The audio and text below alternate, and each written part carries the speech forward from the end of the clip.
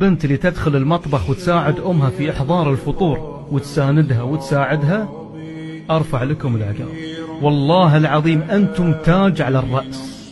وعلى فكرة أختي، يعني هل أنت تظنين أن أنت فطرتيهم وهم كلا والحمد لله خلاص مع السلامة؟ لا، أنت أفطرتي صائمين.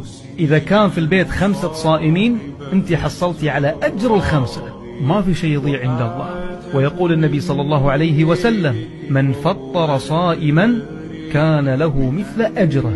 يعني قد تكونين أنت في اليوم الواحد تصومين 5 مرات، لك أجر صيام 5 مرات، أجر صيامك وأجر صيام كل اللي أفطرتيهم. تستحقون الشكر والتقدير والثناء، وأسأل الله أن يفتح عليكم خزائن السماوات والأرض. ونشروا هذا المقطع للمنفعة تشجيعا للبنات الجواهر اللي يساعدون أمهاتهم في البيوت.